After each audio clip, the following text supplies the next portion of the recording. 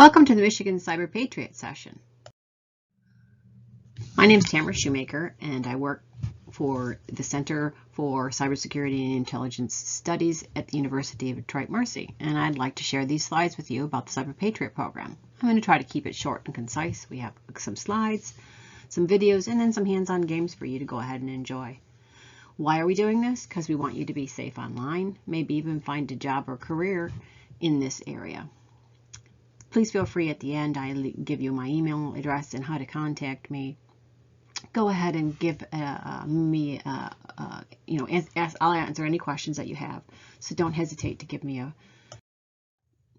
So cybersecurity jobs. This is a very important slide for you. And I'm going to read through it, but you obviously will have it so you can go ahead and take a look at it and look up some of these statistics yourself and do a little bit of research in the area. So worldwide, we have over 6 million job openings that we can't find the talent for in cybersecurity. Those jobs are varying in many different ways, and a real easy resource to find out all the different kinds of jobs is the NIST, N-I-S-T, NICE, N-I-C-E, Workforce Framework. And if you Google that, you'll be able to see it, and it's a very nice interactive kind of website that can help show you what the different kind of jobs are. So why do we have all these openings? Well, we have all these openings because cybercrime is costing us $6 trillion by the end of this year. That's a lot of money, $6 trillion. And how come it's costing us that much? Well, we have over 200 billion devices connected.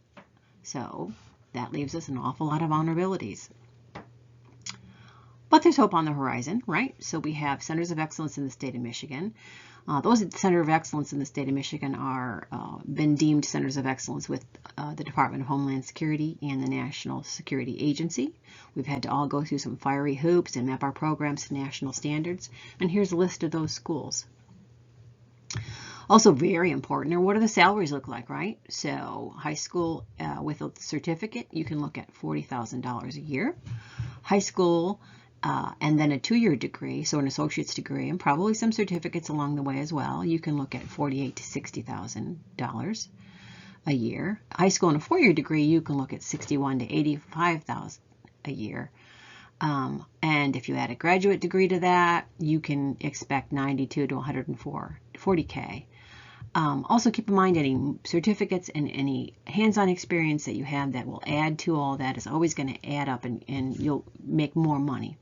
But also keep in mind that 83% of those jobs posted need a 4-year degree. So make sure that you take a look at all of those centers of excellence there that you have to pick from in the state of Michigan that you can just seamlessly go to right from high school. Here's a really interesting YouTube video that I'd like you to watch. It kind of gives you a little bit of an example of what attacks look like out in the wild. And stop back after you've done watching that, and we'll continue.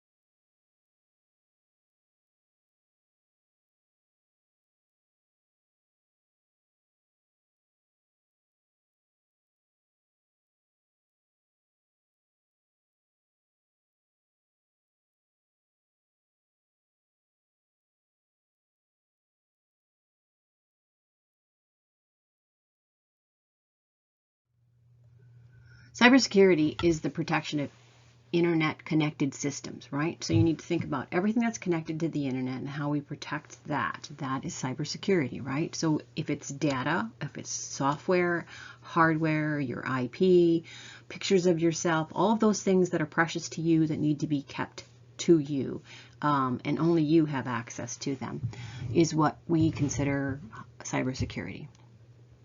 So we want to make sure that those things are protected from unwanted people.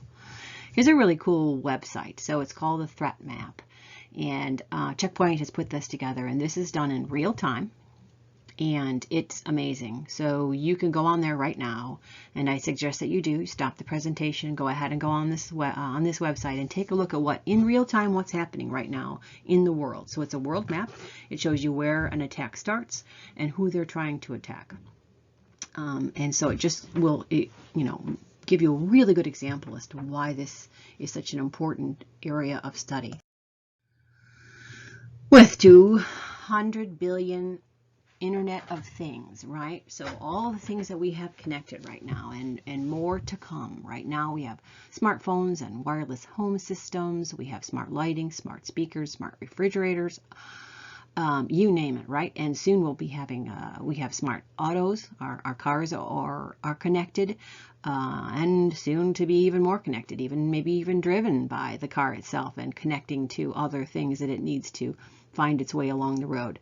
With all of those places for people to attack, we truly need more people in this field. And so that's why we're going through that. So what's Cyber Patriot? So Cyber Patriot is a national youth cyber education program, right? And it was put together by the Air Force Association to inspire K through 12 students towards careers in cybersecurity or other science, technology, and engineering and mathematics fields. The cybersecurity program has a couple of different parts, right? So we have the middle school and high school competition, the part we get so excited about and celebrate here in Michigan.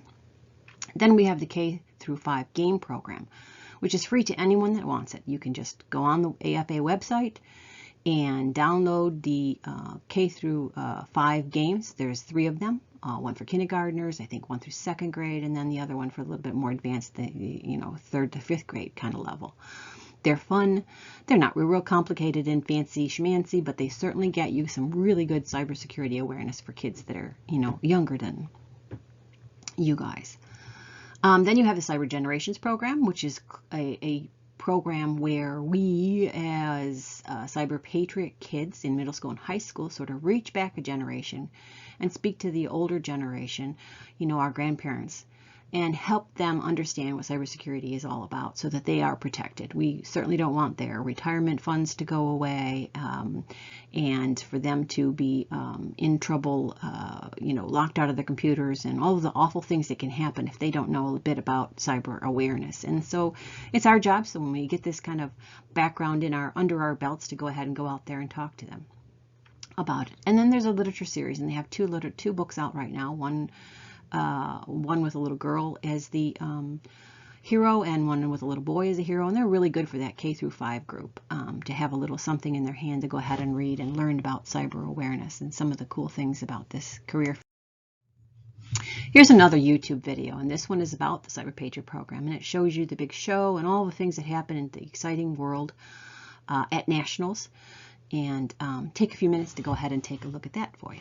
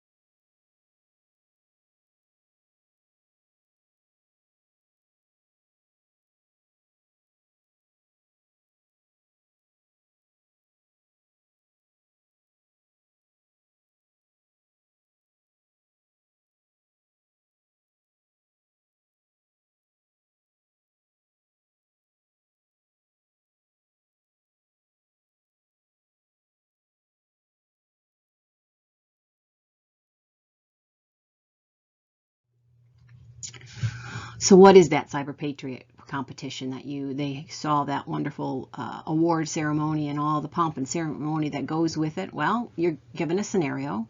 You're the administrator for the corporation, and you need to secure the virtual operating systems of both Linux and Windows computers that they're using in this corporation. You're also going to need to make sure that you secure the network, so you'll have to have some Cisco networking background. You'll also need to know what just critical vulnerabilities are in the system and maintain those things. The really cool part is the top teams get all expenses paid to Maryland. They get to ditch school and hang out for a couple of days, competing head-to-head. It's the only time that it's head-to-head. Up until that, all of the rounds that we've played to get us to that place have been virtual, and so it's really cool. And there's tons of free merchandise and an awful lot of attention from some really top-notch industry partners that have supported this program nationally and are looking for all of you guys, right? So they're looking to see the top kids in the country, and they want to help, foster your education and your track into this career field. What does it take to play? Well, you have 2 to 5 students per team, 1 coach for every 5 teams. So that means that a coach can then supervise up to 25 students at a time. If your school happens to want to run more than 5 teams, you're just going to have to talk someone else into being a coach so that you can have more teams. You also need a mentor from industry. You need 3 to 5 64-bit PCs with enough memory to run VMware, because all the competition is run virtually, and so that VMware is very important. And it takes up a bit of memory, so that's something that you need to look into. As for the mentors from industry, I work really, really hard in the state to make sure I go to all the association meetings so that we have a ton of folks from industry that are signed up to be your mentors and to help out. How's it work? So again, like we said, you fix the vulnerabilities in the virtual operating system. You use this proprietary competition system. Again, it's a VM that you get, and it has the operating system. So what you'll do is your team starts. You have a 6-hour window on the weekend to work on this. Your team picks what 6-hour window. Your team and your coach picks what 6-hour window you want to do it in. You open up both. So that's why you need at least 3 computers. So one of the computers will have the Linux operating system on it when you open it. One of them will have the Microsoft operating system on it. And then you'll want to have a couple of other computers there so that you can do some research. So if you find some vulnerabilities that you don't know how to fix, you can go ahead and Google it, or however you research it, find the way to do that, and then go ahead and do it on either the Linux or the Windows virtual system. And those virtual systems are talking back to the AFA at all times. They're scoring you. You're going to hear a certain kind of a beep. Kind of sounds like Mario Brothers beep if you've done something good and you fixed something. You also have one of the other computers. It's always nice to keep the scoreboard on so you can see where you're at. It'll also make a noise if you make a mistake, and you are on the and you have a chance then to correct that, but you will have points deducted as well. The top teams will advance to the all of the online rounds, right? So round 1, round 2, they're deciding what level of play that you're at. So this is a really inclusive game. So that means that no matter what level that you play at right now, or that you know about cybersecurity, you'll be able to play this game. So we have the silver, gold, and platinum level. The top teams in that platinum level will go head-to-head in the national finals. And again, like I said, that's totally free. So that's the other thing that's really wonderful about this program, is that the nationals, there's no bake sales or any kind of, having to scrape up money for flights and that kind of stuff. They fly you in and they put you in a hotel, and then you get to go rock and roll with the other teams across the country face to face. And that you also get to do some spur of the moment kind of vulnerabilities and things that big companies will throw at you. So there's an IBM challenge, Microsoft challenge, Facebook, all those guys, they're all there watching and waiting to see the best of the best rise to the top. This is what, on this 12th slide here, it shows you what the Cyber Patriot schedule looks like. You're going to always know what that looks like a year ahead of time, so you can go ahead and start signing up in April. You can sign up from April until October. Earlier the better, obviously, because then you can do some exhibit rounds. You can start doing a bunch of practice rounds all through the summer. and into fall. And then in late October, you start playing that first round. And again, that second round is when they determine what level you're playing at. So if you're silver, gold, or platinum. So you will notice that they get harder as they go. State round, we celebrate the state round here in Michigan. We'll talk about that a little bit later too. So here are some cyber ethics to keep in mind, because on top of the things that you need to be able to do with your computer and hardening the system and making sure there are no vulnerabilities, you also need to know about some cyber ethics, right? So they're not hiring people that should go to jail anymore. They're hiring people with high cyber ethics. And here are some of the things to keep in mind, right? So we don't use a computer to harm people. We don't interfere with people's computer work. We don't snoop around in people's computer files. We don't use a computer to steal. We don't use a computer to bear false witness. We don't copy or use proprietary software for which you haven't paid for. You don't use other people's computer resources without authorization or proper compensation. You don't appropriate other people's intellectual property. Think about the social consequences of the programs that you're writing or the systems that you're designing, and use your computer in a way that ensures consideration and respect for your fellow humans. So just because you could do something doesn't mean you should. And again, these are things that they'll also be testing you on during the competition. So some basic cybersecurity. So you'll come away with a little bit of understanding when you leave here, just before I'm going to let you play the games. So the CIA triad. So this is a really important one, right? And it's one of the things that they'll question you on when you're playing the game, right? So what are our primary goals of cybersecurity? Well, they are to make sure that your information is confidential, make sure that your information has its integrity, and make sure it's available, right? So confidential means that it's only going to the people that you want it to go to. Integrity means there wasn't anybody in the middle that came in and sort of rearranged what you were writing, changed your data.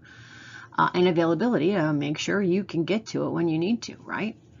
So every cybersecurity solution must address all three of these things, because without all three of them, you're not secure.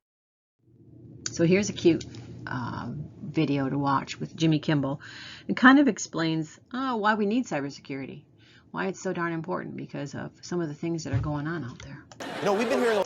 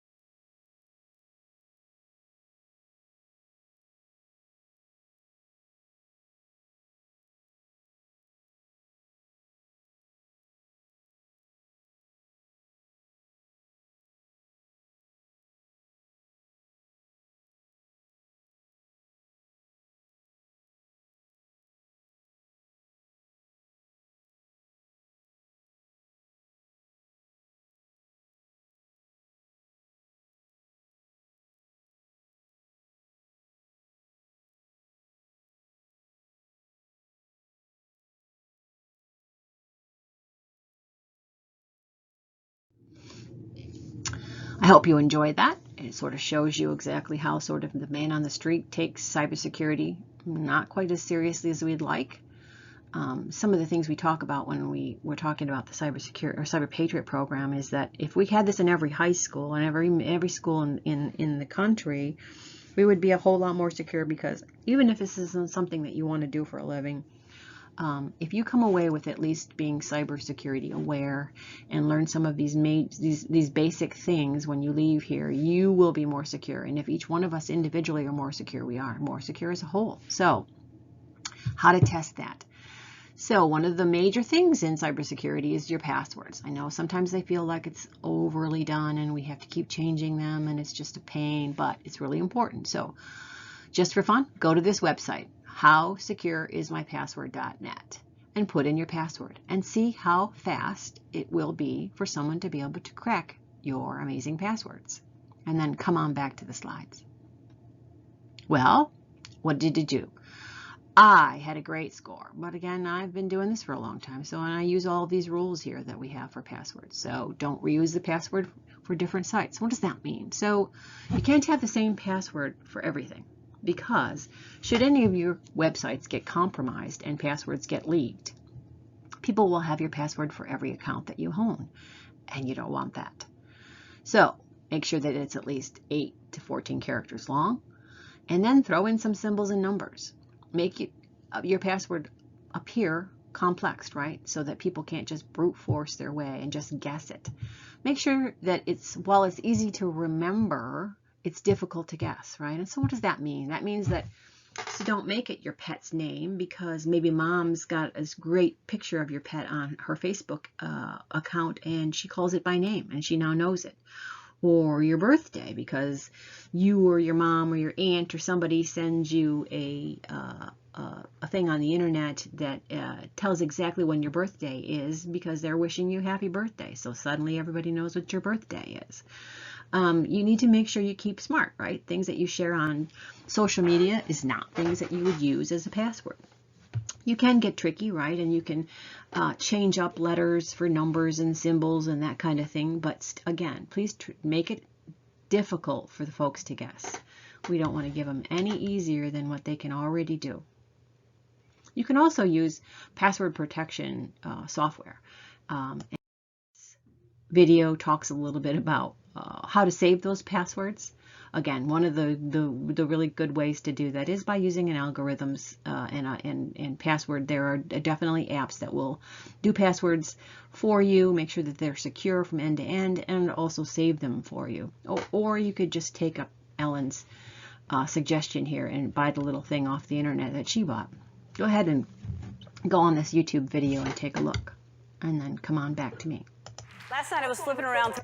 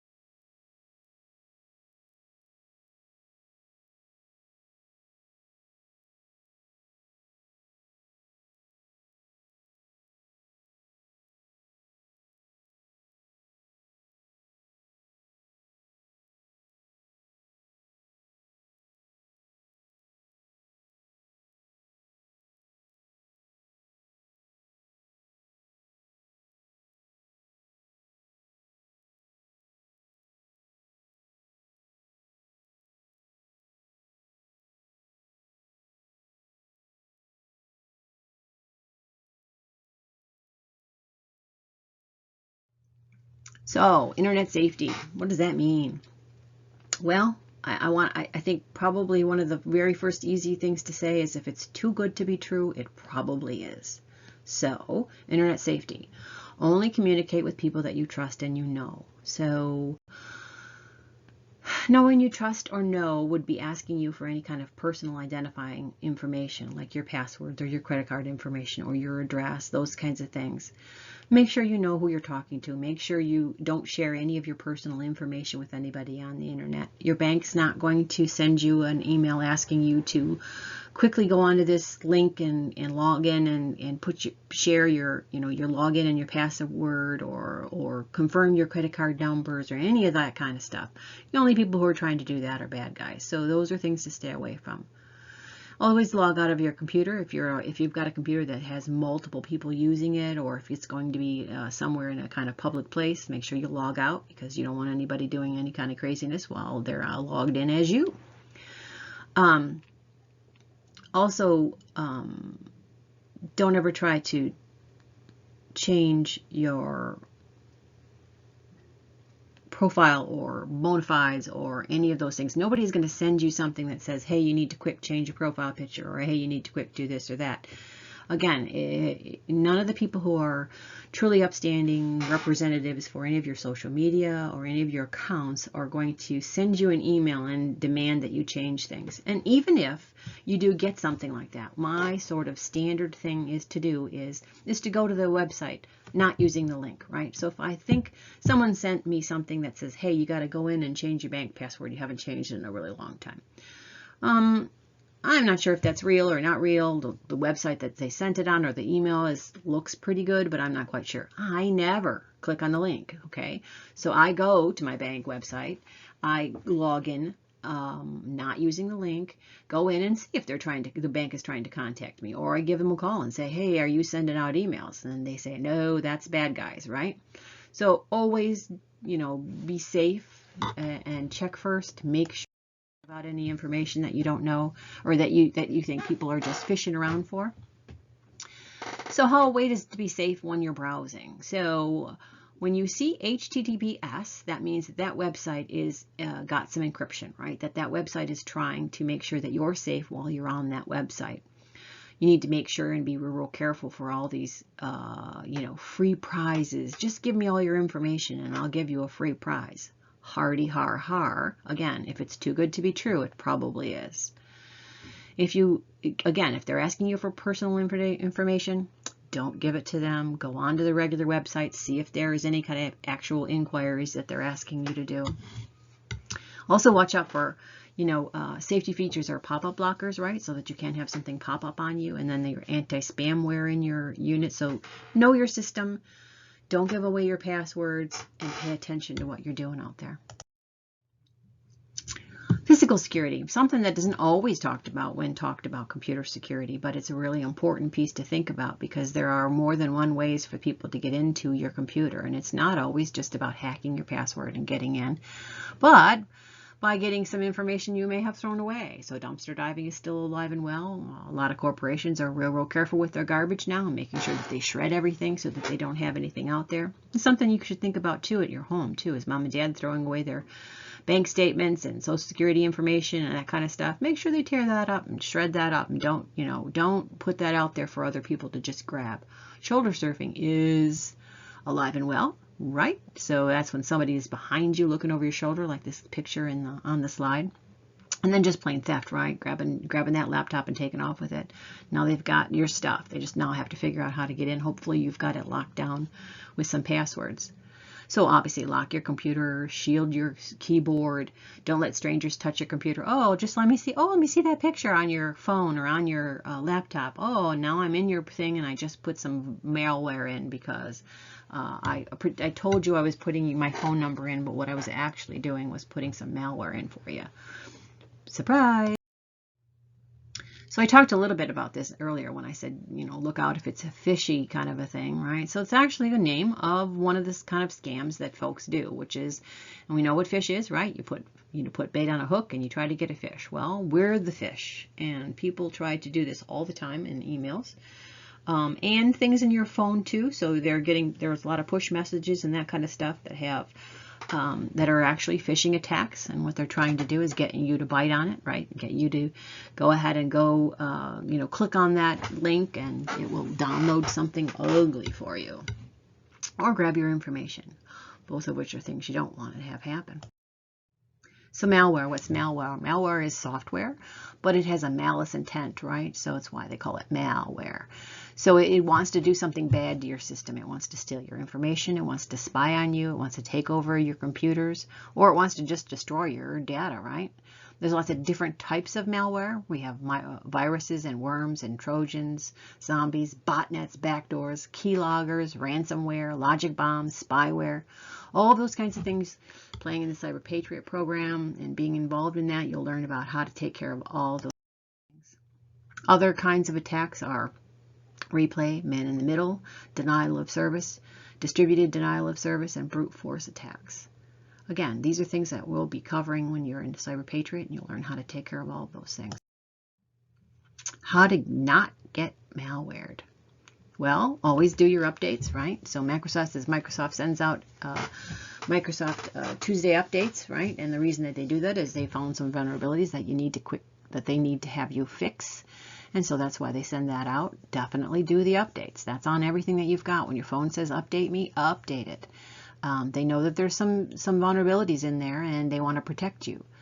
Use antivirus software so that you don't get a virus. Keep backups. So you want to back up your pictures on your phone. I think everybody has backups in the cloud for their phones. That's kind of an automatic thing. So it's something that you can, when you're working on a PC or a laptop, those things need to be backed up as well. So if you have your hardware backed up and it's in the cloud somewhere, or it's on an external hard drive somewhere, you will then have your stuff if bad things should happen to you. And you always need to sort of, plan for that rainy day, because you just never know. Be skeptical of phishing scams, obviously. That's another reason to not get malwared. And when you're downloading, pay attention to what you're downloading, where you're downloading it from. If it's a Microsoft app, are you doing it from the Microsoft Store, or did you follow some weird link, or, those kinds of things. But pay attention to what you're doing, because it can definitely bring you some bad. So learning time is over. At least the traditional learning time, where I'm just waxing on and you're looking at slide presentations. Here are some really cool websites that have a cyber security games on them for you. So the first one is a really cool interactive, acted out by real life people about, how do you protect this industry? And if you have some just basic cybersecurity information already from this slides and from other things, you could definitely go ahead and do that one.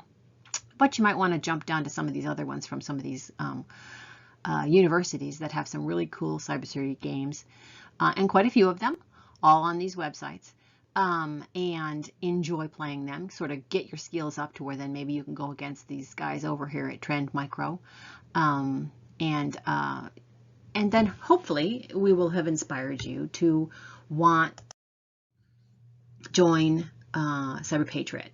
Get a Cyber Patriot team going at your school, at your Boy Scout or Girl Scout club, at your rec center, at your church.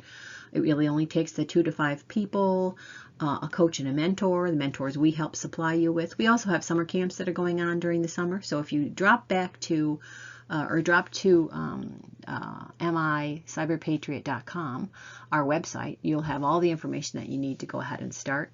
Also, feel free to use my email and go ahead and give me a heads up, letting me know that you went through this slide presentation, that you had some fun, and you have a couple of questions. I'm always willing to answer questions. And I truly thank you for the opportunity to share my love for Cyber Patriot and careers and educational paths in cybersecurity. Thanks so much.